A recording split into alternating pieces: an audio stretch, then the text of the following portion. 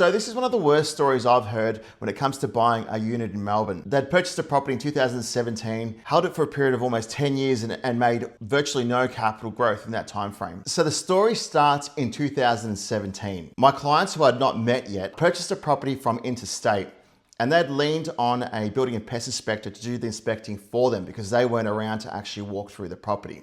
So he provided a report.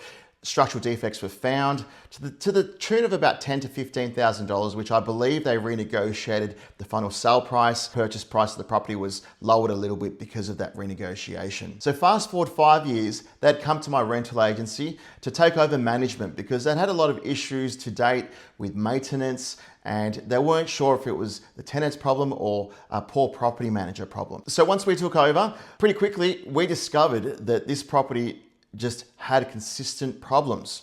I'll go through a quick list of some of the things that we had replaced and repaired over a 4-year period. We knew about the stumps. The owner had told us that they do need to be replaced, and we had to go through that re-pinning and re-blocking process. But we had a number of other issues that came up, and this had caused a lot of frustration for future tenants. There was windows that were painted shut and you actually couldn't open. We had to get handymen to force the windows open to cut out the actual paint. Those had an old-fashioned handle on them where it required 2 people to close it. There was a new hot water heater that had to get replaced. There was issues with the oven. There was mold issues that had caused one set of tenants to leave because there was a slow leak under the property, which no one was aware of at the time, and was causing mold. And they had a little kid that was just reacting to that, and they had to move out of the property. The whole exterior of the property had paint that was flaking.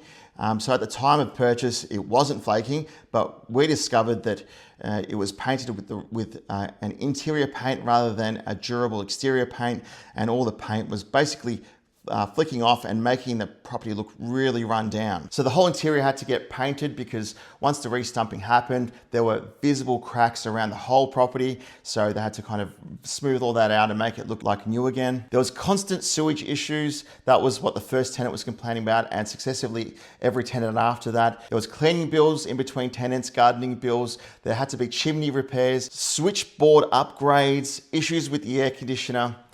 So the list just kept going on and on. This had caused 5 sets of tenants to move in and out of the property because they just were frustrated at all the things that were wrong with it. So over that period of time of changing tenants 5 times, there'd been a pretty substantial loss to the owner. So in between tenants moving in and out, vacant time on market, renovation repairs. So when we're conducting a lot of these repairs over time, the property couldn't be leased. So one of the biggest problems in this property wasn't just the maintenance, it was the location that the property was situated in.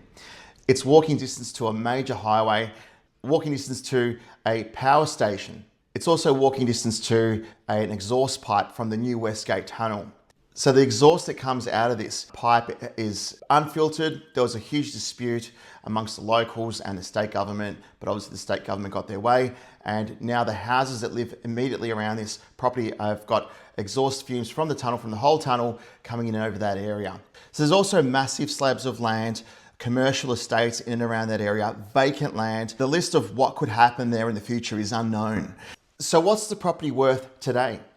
Well, if you add the initial purchase price, stamp duty, and a hypothetical agent selling fees, if they were to sell the property, then add the maintenance costs that they experienced, you're looking at a very similar price to today's market value. So don't let this story be your story. If you are interstate and you're looking at buying a property in Melbourne, it's invaluable to use an experienced buyer agent that actually knows what they're looking at and can pretty quickly cross these kinds of property off your inspection list.